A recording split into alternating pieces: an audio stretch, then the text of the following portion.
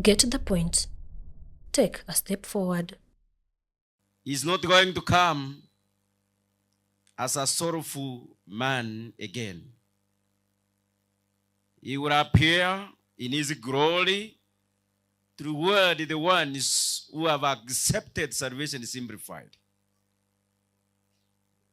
I want to repeat again that Jesus is no longer coming as a baby born in a manger. He will return as a king in his glory to crown us with his eternal glory and everlasting life. Jesus Christ is the one the whole world is waiting for to come. One time he came here on earth to save the lost world from sin. He walked a painful journey himself, and he taught us on the way of salvation. Jesus Christ came as a Son of God who left glory in heaven and came to look for you and me. It gives heaven a great glory when Jesus pronounces to his Father that the work that you sent me to do, I have finished it. I have found your lost sheep, and I present them into your hands. My brothers and sisters, as you have gathered on this ground, I want to assure you that our Savior Jesus Christ is soon coming. And when he shall appear in the crowds, the Bible says, in his hands he will be carrying a reward to give to each of us. Are you ready for the reward that Jesus will present to all of us? That is the greatest question that must remain in each of our minds. My brothers and sisters, the cross of Calvary stands as a way conquered for the saints to heaven. When Jesus died on the cross of Calvary, he said, I have opened the way for my children to enter into the heavenly home. When he died on the cross, he came to condemn the sinful world and to call his children from the war of perishing and sin, so that his children will be proud to walk on the cleared way of salvation. And that's why, as we gather every Sabbath, we come to anticipate for the second coming of our Lord and Savior Jesus Christ. I want you to remain conscious that in each day, as we approach the end of the age, Jesus is coming soon for you and me. And in his hands, he shall present a reward to each of us. The great question again comes, will you receive the reward of eternal life, or will you receive the reward of eternal condemnation? It is upon your choice that you make in this life. I'm asking and appealing to all of us who are gathered here that we need to ask a question. How ready am I for the second coming of my Savior Jesus, who walked pain-free to the cross of Calvary to purchase for me a salvation that I didn't deserve? The choice I had made was a choice of sin and eternal condemnation. My Savior Jesus, as John says in 2, Jesus himself says, look, I'm coming soon. My reward is with me, and I will give to each person according to what they have done. What are you doing that will warrant you eternal reward for your salvation? Have you ever asked yourself these two questions as you are listening to me? Shall I do it now? Shall I accept Jesus now? Or should I wait a bit? What is your decision in life? shall you move forward and say, I'm here, Jesus. I have understood you came to die for me. I want to surrender myself because I have seen the essence of eternal life. Are you buying time? Do you think tomorrow is in your hands? Do you think you still have more time to linger around with the decision making? When Jesus died on the cross at once, he decided for souls to decide and choose eternal life. When you go through the Bible, for you to understand the importance of choosing today, read from the book of Luke chapter 12 verses 13 to 21. That is a parable of the rich fool, where so many of us fall. This man ate large fields of grain. And one time when he went to sow, he harvested in plenty. And when he saw that the harvest was in plenty, this man fools himself.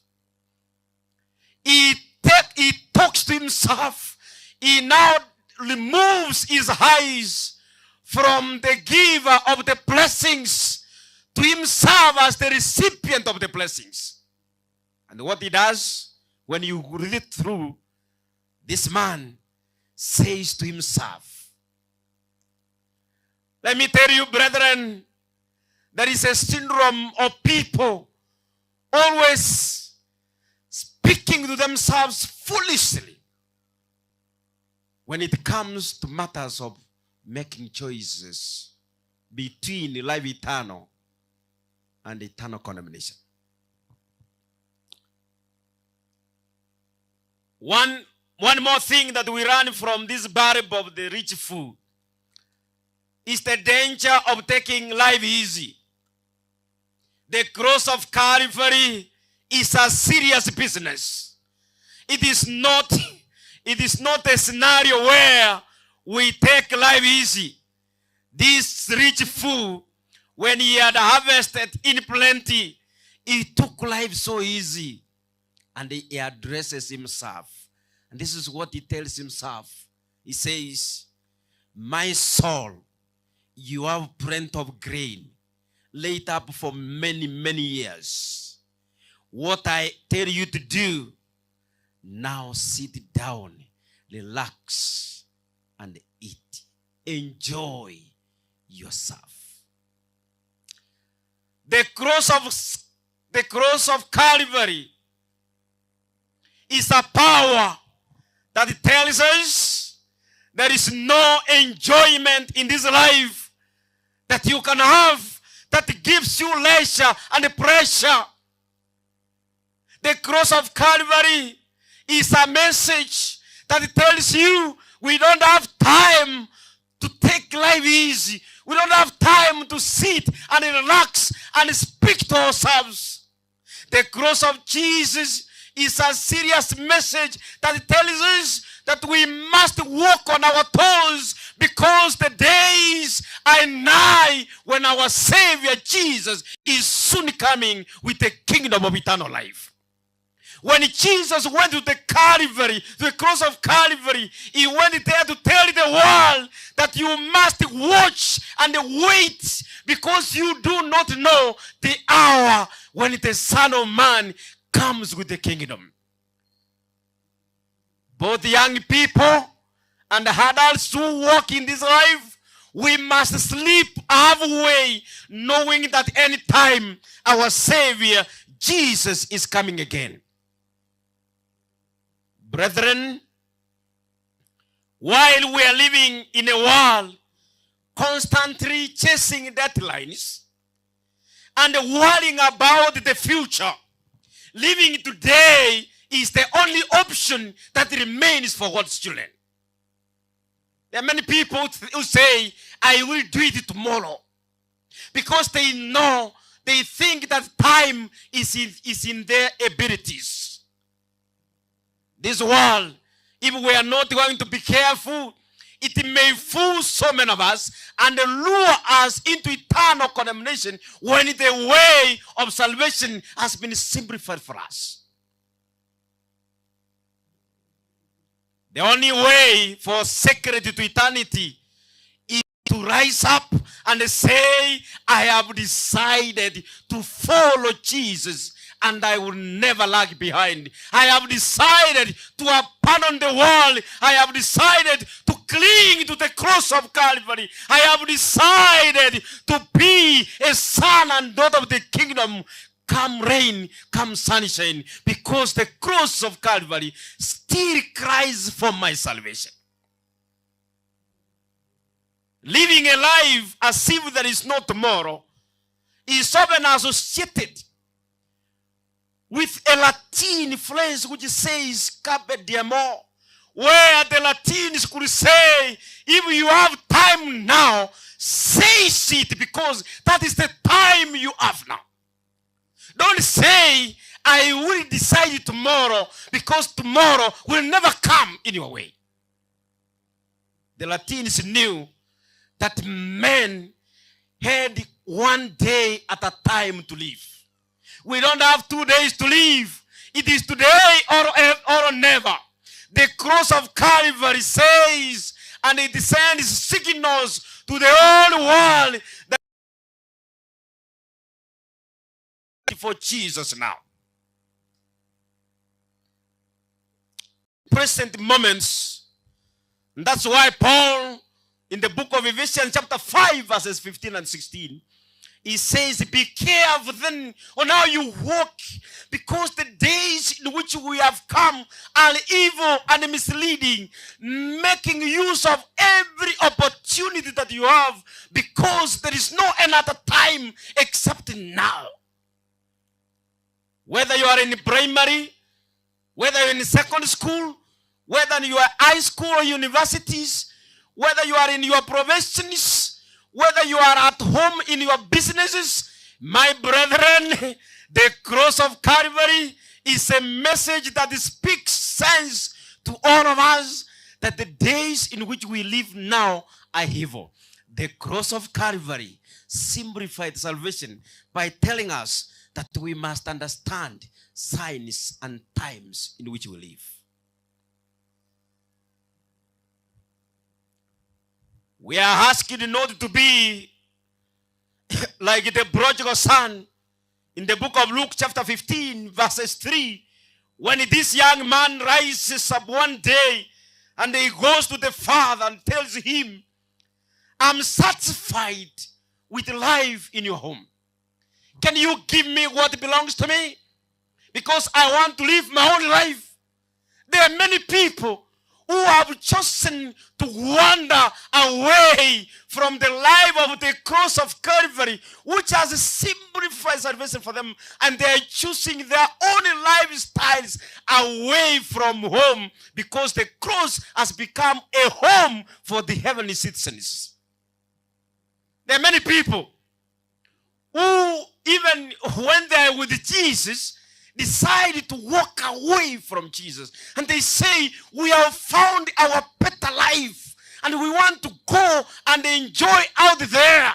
And while they back and walk out of the home, they go and live wasteful lives. My brethren, the cross of Calvary tells us we should not live wasteful lives, because Jesus didn't die on the cross in vain. He died to save us from leisure and the pressures of this life.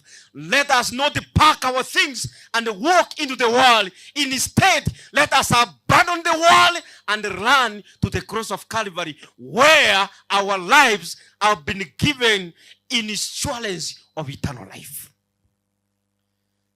You need to know that we should have a sense in which we live as though we do not have another chance to do it. The cross of Jesus restores all our destroyed senses to begin thinking rightly, soberly, as God's children who have been redeemed and have shown a way of escape. You remember when the angel walks down to Sodom and Gomorrah, and they find these evils sinking humanity down into hell. The angel of the Lord didn't hesitate to tell Lot, rise up and run, escape to the mountains, save your lives, because this place is going to be destroyed in a twinkling of an eye. When you gaze at the cross of Calvary, the sparkling from the cross will always tell you that the times in which we live are dangerous times. We must always run and escape to the mountains. And the highest mountain that has been established in the lives of humanity is the cross of Calvary. When you hide yourself on the cross of Calvary, you are assured of eternal lives. My brothers and sisters, there may be no tomorrow for you. Your soul salvation is now. Because Paul in 2 Corinthians chapter 6 verse 2 says, behold, today, now is the accepted time. Behold, now is the day of your salvation. In the same context, Luke chapter 12 verses 20, Dr. Luke says, but God said to him, you fool, this night your soul shall be required of you. When you take your time, you will finally come to regret when heaven will make a pronouncement at the judgment hour when Jesus is going to come. Because Jesus is coming soon. And as we crown our come today, it's my solemn appeal as your man servant that God sent here to speak and hear the message of salvation, to ask you that if you hear his voice today, adjust your plans. If you hear his voice today, adjust your decisions. If you hear his voice today, change your ways and come to Jesus. Jesus is calling.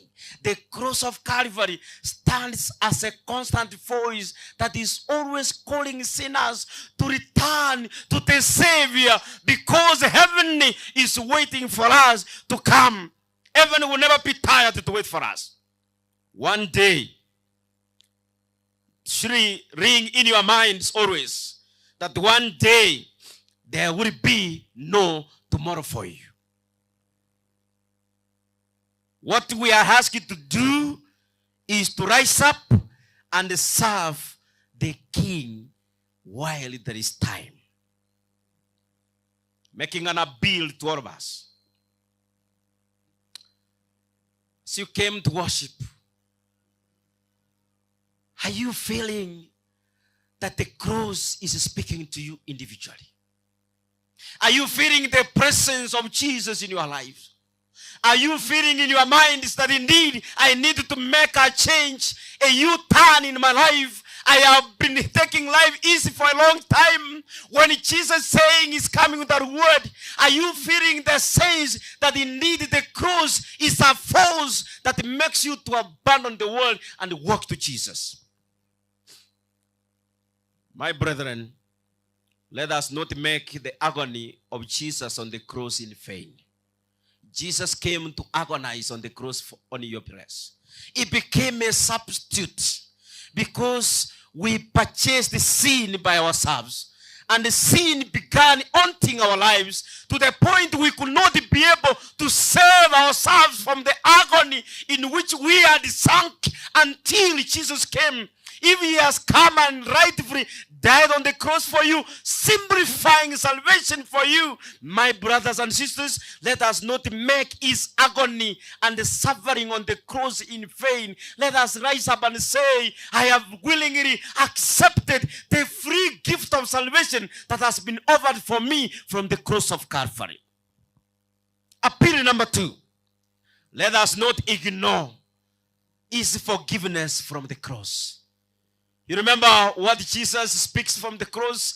He tells the Father, Father, forgive them, for they do not know what they're doing. They are crucifying an innocent person, but who came to save them? Even when Jesus is dying on the cross, he still pleads with the Father, forgive them, because the essence of him dying on the cross was for the forgiveness of all sins, and the sinners accepted into the kingdom. When he has offered you forgiveness, stretch your hands, receive it, and accept the forgiveness that emanates from the cross of Calvary. Bit number 3. Brethren, when you gaze the cross of Calvary, where our Savior remains hanging there to cry for the salvation of all of us, let us not reject the offer he has extended to us from the cross. Jesus has extended an olive branch to all of us and says, accept heaven, because the gates and doors of heaven have been made wide for you. Just walk and inherit the kingdom that has been given to you freely. Bit number 4. He has paid it all. Let us all receive the burden and accept it to walk meaningfully our salvation. If you have accepted to be a Christian, mean it. If you have accepted to be baptized and renounce the world, mean the saying, mean the action. If you have accepted to be called a Christian, walk Christianity, because that is the message from the cross of Calvary. Let us be meaningful Christians in our calling. When you walk to the cross, you will read 2 kinds of justifications that the cross has done for you. Number 1, Jesus justifies the whole world. Nobody is not justified by the death of Jesus on the cross of Calvary. Justification number 2 that you read from the cross is what we call justification by faith. As much as the cross has justified all of us, when you as an individual believe that indeed Jesus died for my sins individually, not corporately, not with the public, not even with your family members, not even with your colleagues, but individually, when you accept it, you find and you receive justification by faith from the cross as a reward that will give you an automatic entrance into the kingdom when Jesus comes with his word that he shall give to you as the son and daughter of the kingdom. Besides being justified, when you gaze through the cross of Calvary, you will come to affirm that indeed Jesus has done something important for me. He has walked to the cross and he has done something very significant. What has he done? He has crossed down the account of sin permanently, and he has opened for me a new account of pardon, a new account of mercy, a new account of forgiveness, a new account of acceptance, a new account of glory, and a new account of grace. Therefore, when you walk to the account that Jesus has opened for you, what you do in this account that he has deposited for us, the account of grace, mercy, forgiveness, life eternal, and the hope of the hopelessness. When you spend your time at the cross of Calvary, you are at peace with your Savior forever. There is nothing that will affect you when you sit at the foot of the cross permanently. You will be there, restful, and saying always, thank you, Father. Remember me in your kingdom when you come again. As you feast these accounts, my brothers, you will be made rich again. You will never be disappointed wherever you want to draw mercy, hope, forgiveness, and everlasting life from these accounts. Every time you walk there, you don't even need an ATM card. You just go there and receive the mercy that Jesus has offered for you on the cross of Calvary. Brothers and sisters, as we close camp meetings for this year, salvation is simplified. I welcome all of you to spend your time around the cross of Calvary. And may God bless you in Jesus' name. Get the point. Take a step forward.